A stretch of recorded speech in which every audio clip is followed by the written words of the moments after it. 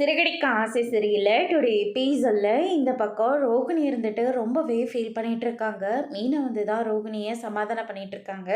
அதுக்கு அடுத்ததாக வந்து பார்த்தீங்கன்னா ஸ்ருதி இருந்துட்டு பேசாமல் நம்ம போலீஸ் கம்ப்ளைண்ட் கொடுத்துடலாமா, என் டேடிக்கு தெரிஞ்சவர் கமிஷனராக இருக்கார், அவர்கிட்ட பேசி கிறிஷ் எங்கே இருக்காங்க, யார் கடத்தி வச்சுருக்காங்கன்ற விஷயத்த நம்ம ஈஸியாக தெரிஞ்சுக்கலாம் அப்படின்னு சொல்லிட்டு ஸ்ருதி வந்து சொல்லிக்கிட்டு இருக்காங்க. போலீஸ் எல்லாம் வேண்டாம், அதுக்கப்புறம் பெரிய பிரச்சனையாயிடும் அப்படின்ற மாதிரி சொல்லிடுறாங்க. அதான் அவர் போயிருக்காருல்ல, கண்டிப்பாக அவர் கிறிஷை கூட்டிக்கிட்டு வந்துடுவார், நம்ம அவரை நம்பலாம் அப்படின்னு சொல்லிட்டு மீனா வந்து சொல்லிக்கிட்டு இருக்காங்க. அதுக்கு அடுத்ததாக வந்து பார்த்திங்கன்னா நம்ம ரோகிணி இருந்துட்டு தனியாக மீனாவை கூட்டிகிட்டு போகிறாங்க. எனக்கு ரொம்ப பயமாக இருக்குது, எல்லா பிரச்சனையும் என்னால் தான், அது எனக்கு நல்லாவே தெரியும், நீங்கள் உணர்ந்தால் அது ரொம்ப பெரிய விஷயம்தான். அப்போவே சொன்னேன் கிறிஷை பற்றின விஷயத்த சொல்லிடுங்கன்னு, ஆனால் நீங்கள் தான் பிடிவாதமாக சொல்ல மாட்டேன் அப்படின்னு சொல்லிட்டு இவ்வளோ நாளும் மறைச்சி வச்சிட்ருக்கீங்க. இப்போ பாருங்கள், உங்களால் தான் கிறிஷும் இப்போ பாதிக்கப்பட்டுருக்கா, இது எப்போ நீங்கள் புரிஞ்சுக்கிட்டு உண்மையை சொல்ல போகிறீங்கன்னு எனக்கு தெரியல அப்படின்னு சொல்லிட்டு நம்ம மீனா வந்து ரோகிணி கிட்ட வந்து சொல்லிக்கிட்டு இருக்காங்க. அதுக்கு அடுத்ததான் இந்த பக்கம் நம்ம அண்ணாமலை இருந்துட்டு ரொம்பவே டென்ஷனாக இருக்காங்க. ரொம்ப நேரமாக நடந்துக்கிட்டே இருக்கீங்க, பேசாமல் வந்து உட்காருங்க அப்படின்ற மாதிரி சொல்லிடுறாங்க. கிறிஷ் நம்ம வீட்டு பையன், அவன் காணாமல் போயிட்டான், அதை நினச்சி நான் ரொம்ப டென்ஷனாக இருக்கேன். ஆனால் நீ என்னடனா உட்காருங்க, காஃபி சாப்பிடுங்க, டீ சாப்பிடுங்கன்னு உட்காந்து கேட்டுட்ருக்க அப்படின்னு சொல்லிட்டு அண்ணாமலை இருந்துட்டு விஜயக்கிட்ட வந்து கோவப்படுறாங்க. அதுக்கடுத்து தான் அவன் என்ன உங்கள் சொந்த பேரனா, நானே மனோஜை வந்து அனுப்பி விட்டுட்டேனே, மனோஜுக்கு என்னாச்சோ ஏதாச்சோன்னு நான் பதறி போயிட்டுருக்கேன். நீங்கள் என்னடனா அந்த யாரோ பெற்ற பையனுக்கு நீங்கள் இவ்வளோ வருத்தப்பட்டுட்ருக்கீங்க அப்படின்ற மாதிரி சொல்லி திட்டிகிட்டு இருக்காங்க. ஏமா கிறிஷ் வந்து ஒரு சின்ன பையன்மா, அவன் மேலே கொஞ்சம் கூட உங்களுக்கு ஈரம் இல்லை, ஏமா இப்படியெல்லாம் நடந்துக்கிறீங்க அப்படின்னு சொல்லிட்டு நம்ம ஸ்ருதி ஒரு பக்கமோ ரவி ஒரு பக்கமோ விஜயை வந்து திட்டிக்கிட்டு இருக்காங்க. அதுக்கு அடுத்து தான் மனோஜ் வந்துடுறாங்க. மனோஜ் வாடா வாடா அப்படின்னு சொல்லிட்டு விஜயம் வந்து கூப்பிட்டுருக்காங்க. எங்கடா கிறிஷும் முத்துவோம் அப்படின்னு சொல்லிட்டு அண்ணாமலை வந்து கேட்கவும், தாத்தா நான் வந்துட்டேன் அப்படின்னு சொல்லிட்டு கிறிஷ் வந்து சொல்லிடுறாங்க. ஆன்ட்டி அப்படின்னு சொல்லிட்டு ரோகிணிக்கிட்டேயும் மீனாக்கிட்டேயும் கிறிஷ் வந்து போயிடுறாங்க. அதுக்கு அடுத்ததாக என்னாச்சு அப்படின்னு சொல்லிட்டு கேட்கவும் முத்து வந்து நடந்த எல்லா விஷயத்தையும் வந்து சொல்லிடுறாங்க.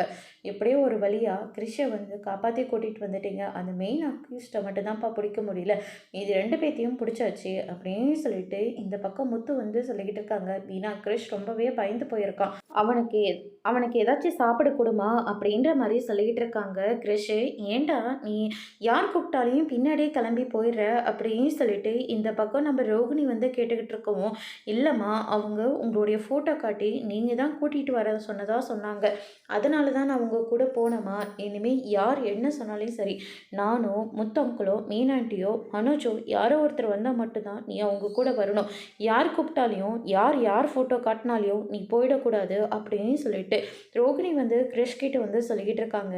அதுக்கு அடுத்ததாக இந்த பக்கம் வந்து பார்த்திங்கன்னா நம்ம அருண் இருந்துட்டு ஒரு சின்ன பையனை காப்பாற்றின விஷயத்த வந்து வீட்டில் எல்லாருக்கிட்டையும் வந்து சொல்லிக்கிட்டு இருக்காங்க. உன்னோட நல்ல மனசுக்கு உனக்கு எல்லாமே நல்லதாக தான் நடக்கும், நேர்மையாக இருந்தால் கண்டிப்பாக ப்ரமோஷன் கூட கிடைக்கும் அப்படின்ற மாதிரி சீதாவும் அவங்களுடைய அம்மா வந்து சொல்லிக்கிட்டு இருக்காங்க. அதுக்கு அடுத்ததாக ஸ்டேஷன்லேயும் இதை பற்றி தான் பேசிக்கிட்டு இருக்காங்க. கூடிய சீக்கிரமாக எனக்கும் ப்ரமோஷன் கிடைச்சிரும் அப்படின்னு சொல்லிட்டு நம்ம அருண் வந்து ரொம்பவே சந்தோஷமாக வந்து சொல்லிக்கிட்டு இருக்காங்க. அதுக்கு அடுத்ததான் நம்ம சத்யா வராங்க. சத்யாவை பார்த்தோன்னே சீதாவுக்கு ரொம்பவே சந்தோஷமாக இருக்குது. எப்படி போயிட்டுருக்கு வேலை அப்படின்னு சொல்லிட்டு கேட்கவும், நானாக தேடி இருந்தால் கூட இப்படிப்பட்ட ஒரு வேலை எனக்கு கிடைச்சிருக்காது, எல்லாமே உங்களால் தான் மாமா அப்படின்னு சொல்லிட்டு இந்த பக்கம் சத்யா வந்து சொல்லிக்கிட்டு இருக்காங்க.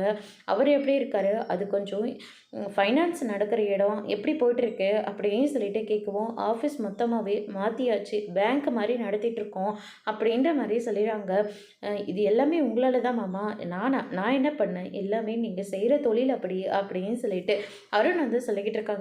அதுக்கு அடுத்ததாக போலீஸ் ஜீப்பெல்லாம் வருதுடா அப்படின்னு சொல்லிட்டு இந்த பக்கம் அருணோட அம்மா சொல்லவும், ஸ்டேஷன்லேருந்து ஆளுங்களாம் வந்திருக்காங்க, ஒரு சின்ன பையனை கிட்னாப் கிட்ட இருந்து இங்கே காப்பாற்றிருக்கீங்க, அதனால் உங்களுக்கு ப்ரமோஷன் கிடச்சிருக்கு, எந்த ஸ்டேஷன் என்ன ஏதுன்னு நீங்கள் ஸ்டேஷனுக்கு வந்து தெரிஞ்சுக்கோங்க அப்படின்னு சொல்லிட்டு அவங்களுக்கு ஒரு மலர் மாலையை போட்டுக்கிட்டு அங்கேருந்து கிளம்பிடுறாங்க. இதை கேட்டவுடனே நம்ம சீதா எல்லாருமே ரொம்பவே சந்தோஷப்படுறாங்க. சத்யா இருந்துட்டு மீனாவுக்கு ஃபோன் பண்ணி அருணுக்கு ப்ரமோஷன் கிடைச்ச விஷயத்த வந்து சொல்லிடுறாங்க. மாமா கிட்டே கொடுக்குறேன் அப்படின்னு சொல்லிட்டு முத்துக்கிட்ட வந்து ஃபோனை கொடுக்குறாங்க. ஓ! அப்படியாடா! ரொம்ப நல்ல விஷயம் அப்படின்னு சொல்லிட்டு, முத்து வந்து சொல்லிக்கிட்டு இருக்காங்க. பரவாயில்லங்க. அருண் நல்ல விஷயம் தானே செஞ்சிருக்காங்க. ஒரு எந்த பையன காப்பாத்தியிருப்பாங்க அப்படின்னு சொல்லிட்டு, நம்ம மீனா வந்து கேட்கவும், முத்து வந்து அவங்க கிரிஷ தான் 2 பேரும் சேர்ந்து காப்பாத்துற விஷயத்த வந்து மாத்தி சொல்லி விட்டுர்றாங்க. அதனால முத்துக்கு ரொம்பவே வருத்தமா போயிடுது. சீதா ரொம்ப சந்தோஷப்படுவாள்ல அப்படின்னு சொல்லிட்டு, சீதாவுக்காக எல்லாத்தையுமே பொறுத்துக்கிட்டு இருக்காரு நம்ம முத்து. அதுக்கு அடுத்ததா இந்த பக்கம் வந்து பார்த்தீங்கன்னா, விஜயா இருந்துட்டு ரொம்பவே கோவத்துல இருக்காங்க. ர ரோகிணி இருந்துட்டு மனோஜ் கிட்ட போயிட்டு, "ரொம்ப தேங்க்ஸ் மனோஜ்" அப்படின்ற மாரி சொல்லிடுறாங்க. ஏன்னா, "கிறிஷ நீ தானே காப்பாத்தி ரிஸ்க் எடுத்து வீட்டுக்கு கூட்டிட்டு வந்திருக்க. ரொம்பவே நல்ல விஷயம் பண்ணியிருக்க" அப்படின்னு சொல்லிட்டு தேங்க்ஸ் மழையா பொழிஞ்சுக்கிட்டு இருக்காங்க. "நீ யாரு?" அப்படின்னு சொல்லிட்டு கேட்கவும், "நான் யாரா? மனோஜ் என்ன கேட்குறீங்க?" அப்படின்னு சொல்லிட்டு கேட்கவும், "இத்தனை தடவை அந்த பையனுக்காக பேசிட்டு இருக்கீங்கன்னா, கண்டிப்பா நீங்க கல்யாணியா தான் இருக்கணும்" அப்படின்னு சொல்லிட்டு மனோஜ் வந்து சொல்லிக்கிட்டு இருக்காங்க. "ஆமா, நான் கல்யாணி தான். என் பையன் இனிமே இதே வீட்ல தான் இருப்பான். அவனுக்கு ஒண்ணுனா, நீ தான் போய் முன்னாடி நிக்கணும். அவனுக்கு ஒரு சின்ன பிரச்சனைனா கூட, நீ தான் வந்து எல்லாத்தையும் சால்வ் பண்ணணும். சரியா?" அப்படின்ற மாரி சொல்லிடுறாங்க. "நான் எதுக்காக அந்த பையனுக்காக செய்யணும்?" அப்படின்னு சொல்லிட்டு கேட்கவும், "நீ தான் செஞ்சு ஆகணும்" அப்படின்னு சொல்லிட்டு, இந்த பக்கம் நம்ம ரோகிணி வந்து மிரட்டிட்டு இருக்காங்க. "நான் எதுக்காக அவன பார்த்துக்கணும்?" அப்படின்னு சொல்லிட்டு கேட்கவும், "அதெல்லாம் எனக்கு தெரியாது. கிறிஷுக்கு உன்ன தான் ரொம்ப பிடிச்சிருக்கு. அதனால அவனுக்கு ஒண்ணுனா, நீ தான் துடிச்சு போணும்" அப்படின்னு சொல்லிட்டு ரோகிணி வந்து மிரட்டிட்டு இருக்காங்க. மனோஜ் எதிர்த்துட்டு, "சரி, சரி நானே பார்த்துக்கிறேன். ஆமா, நீ ரோகிணிய விட்டு எப்ப போகுவ?" அப்படின்னு சொல்லிட்டு கேட்கவும், "போரும்போது நானே சொல்றேன். அப்ப நான் போய்க்கிறேன். தேவையில்லாம நீ பேசிட்டு இருக்கக்கூடாது" அப்படின்னு சொல்லிட்டு ரோகிணி வந்து மிரட்டிட்டு இருக்காங்க. அதுக்கு அடுத்ததா மயக்கம் போட்டு கீழே விழுந்துடுறாங்க. "என்னாச்சு எனக்கு?" அப்படின்னு சொல்லிட்டு ரோகிணி வந்து கேட்கவும், "ஒண்ணும் ஆகல. பேசாம இரு" அப்படின்னு சொல்லிட்டு மனோஜ் ஒரு பக்கம் ரோகிணி கிட்ட வந்து சொல்லிக்கிட்டு இருக்காங்க. இந்த பக்கம் வந்து பார்த்தீங்கன்னா, நம்ம விஜயா இருந்துட்டு நேரா பார்வதியோட வீட்டுக்கு போறாங்க. அங்க சிந்தாமணி, பார்வதியெல்லாம் இருக்காங்க.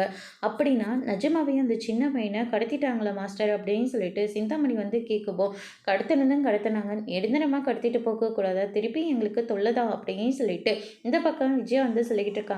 பார்வதி இருந்துட்டு ரொம்பவே கோவப்படுறாங்க.